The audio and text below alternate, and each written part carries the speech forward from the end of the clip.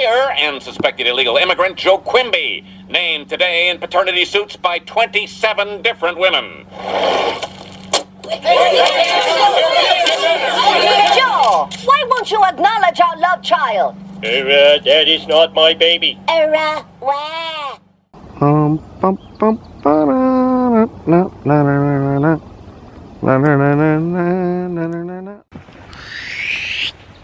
Creepers! If you guys know that jingle, and you know me, then you already know. Today's a Simpsons vlog. That's right, I'm extremely excited to add another awesome Simpsons Portland, Oregon connection to the playlist. If you guys have been following along on the channel, you guys already know how much of a huge Simpsons fan I am. Got the proper attire on, pretty much as usual. But over the years, we've added a ton of really cool videos to the playlist talking about the connections to my favorite show of all time, The Simpsons, and the connection to Portland, Oregon. Matt Groening, the creator, being from here, being born and raised, and using his family and a ton of other Portland history and folks as references to the characters on his show.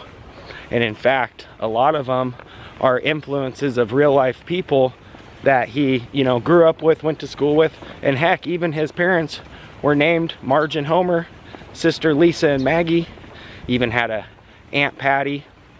We actually were fortunate enough to visit the real life Mr. Burns, which was Matt Groening's high school teacher at Lincoln High School here in Portland, Oregon. And today is another really fun one. Today we are focusing on none other than Diamond Joe Quimby. That's right, the corrupt mayor on the show. He's got some ties here to Portland. You're not going to want to miss this one. Stay tuned. We're doing some Simpsons creeping, that's right. And after this video, make sure you guys check out the rest that are on the playlist. Real life Simpsons. It's gonna be a good one. I love this. If you guys know me, you already know how much of a huge fan I am of the show. Been following them since the Tracy Ullman show. But enough said, let's get to it. Diamond Joe Quimby, right here, Portland, Oregon. Stay tuned. It's gonna be a good one.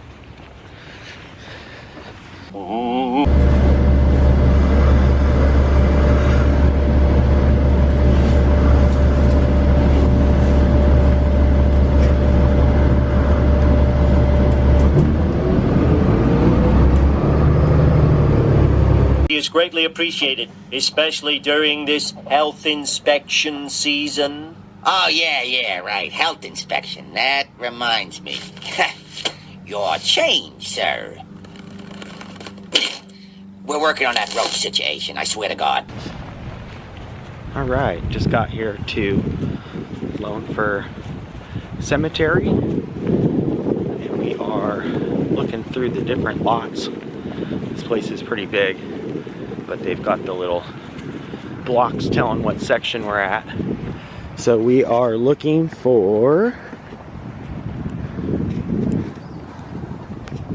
section 4, lot 61.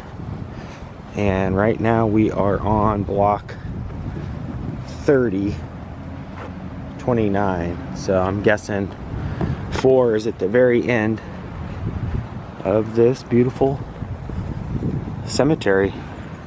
It has a ton of notable Portlanders buried, laid to rest here. So we got to go all the way to the back. All right, after about literally 45 minutes of searching, I found him. That's right, Quimby. Man, it took me a while. Usually I can dial him in pretty quick, but here you have it. It's actually the entire Quimby family plot here, but this is the gentleman here, lot P.W. Quimby, 1838 to 1924, and this is the name that you can see on all the street signs around Portland, kind of honoring his heritage. He was a hotel owner, businessman, and that last name is very iconic here in Portland, not to mention obviously from The Simpsons as well. But this actually runs a little bit deeper than just the last name Quimby. This is actually tied into the corrupt James Purcell, known as Diamond Jim. And if Diamond Jim sounds familiar, Diamond Joe Quimby on the show, that's kind of his nickname. He actually has a really long name. But on the show, like I said, a corrupt politician, a corrupt mayor.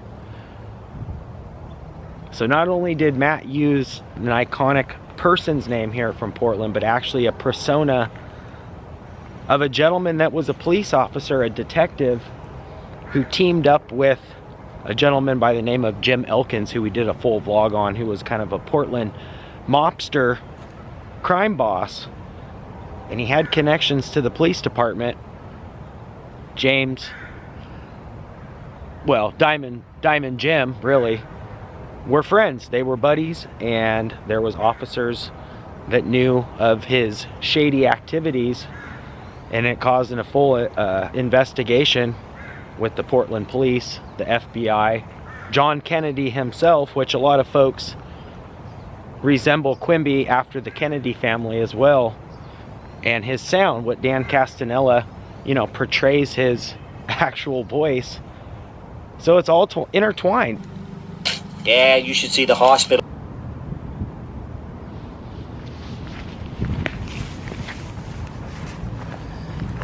Kind of funny because I think of, you know, Police Chief Wiggum and the mayor kind of intertwined with all the corrupt Simpson stuff and the tie-ins to that old Portland kind of mafioso activities. Pretty crazy. All right, just leaving Lone Fir, and I was glad to find that. Pretty darn cool. I actually saw this one too, which I thought was pretty cool tie-in, not only to mention funny as heck, stuck out fairly well. I just wanted to throw this in real quick. Check this out. Bartman. That's right, Bartman. That is too awesome. Our town would really stink. We wouldn't have a tire yard or a mid-sized roller rink. We wouldn't have our gallows or a shiny Bigfoot trap. It's not the mayor's fault that the stadium collapsed. Quimby. If you were running for mayor, he'd vote for you. Paid for by the mayor, Quimby for mayor, mayoral committee. That's going to do it for today. If you guys are new here, make sure you hit that red subscribe button. You can ring that bell. That way when I creep, you guys will be the first to creep. And if you did enjoy this, give it a thumbs up. Till next time, creeper out for now. Peace.